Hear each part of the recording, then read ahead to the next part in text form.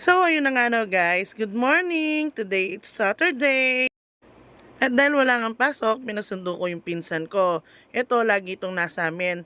Dapat kasama niya yung mama niya, tsaka yung mga kapatid niya. Kaya lang, di sila nakasama kasi yung bunso niyang kapatid is nilalagnat. Tapos, yun namang mama niya, pagod daw kasi naglaba kahapon. And pag nandito siya, napapagaan yung ang trabaho ko kasi tinutulungan niya ako sa mga gawaing bahay. Kagaya niyan, kahit lalaki siyang tao, siya yung nagwawalis, tapos maya-maya makikita mo yan, naglalampaso ng sahig. Ayan nga pala, nilalaro nila yung pusa. Alam nyo ba guys, nung kinuha namin yan, as in hindi pa siya kumakain, napulo yan ng anak ko. Mahilig mag-ampon ng pusa yung anak ko, yung lalaki. So, ayun na nga guys, habang sila nag-aasikaso sa labas, ako ito maghihilamos muna, tapos aasikasuhin ko na yung kusina ko. Lilinisin ko na, tapos magluluto na ako kung anong may luluto kong almusal. Kikita nyo, naglilinis na ng sala yung dalawang bata. Lagi silang nagtutulungan sa mga trabaho.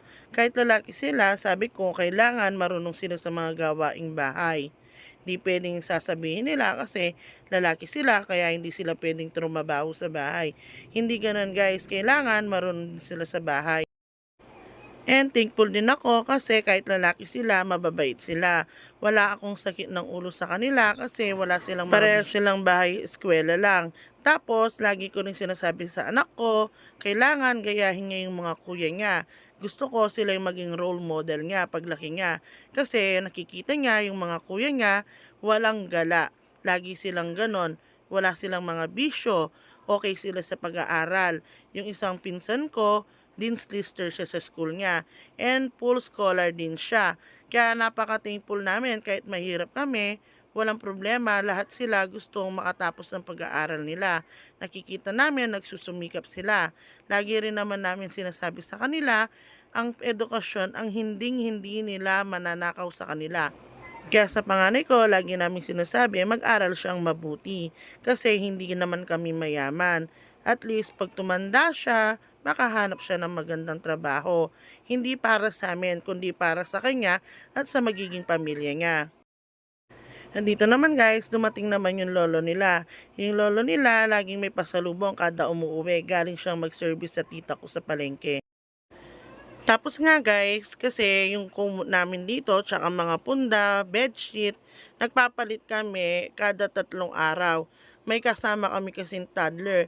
Minsan, di niya naiiwasan, maiihi siya. Minsan, nagpapalit kami ng mga bedsheet kada 2 araw. Depende pag naiihi siya. Pag naiihi siya, magpapalit na kami kagad. Kaya number one maraming nilalabhan ko is bedsheet tsaka kumot. Huwag nyo nang pansinin yung mga punda namin hindi para-parehas guys. Kasi kakalaba. Kasi madalas nga kami magpalit, nasisira sila kagad. Tapos kung mapapansin nyo din yung pader namin, puro sulat.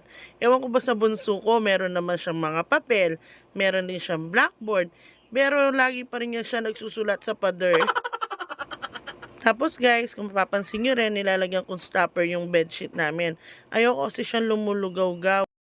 Sabi ko nga kay Mr. pag nagka-budget kami, bili kami ng pintura kahit isang lata lang, yung kakulay niya. Yung para takpan lang yung mga sinulat ng baby ko. Kasi guys, ang dumi niyang tignan. Sabi niya naman, ayaan muna namin. Kasi dito guys, sa lugar namin is bumabaha. Nung last na baha, muntikan nang abutin yung yung bintana.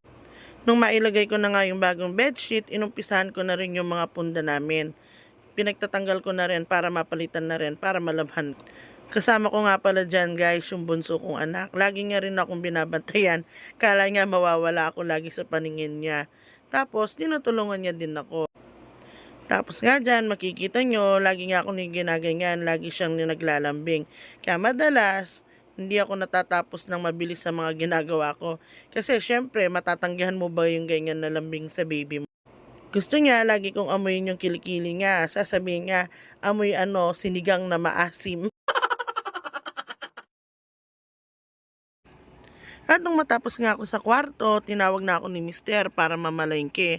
Malapit lang naman yung palengke dito sa amin guys, hindi kami lalabas ng highway. So that's all, bye!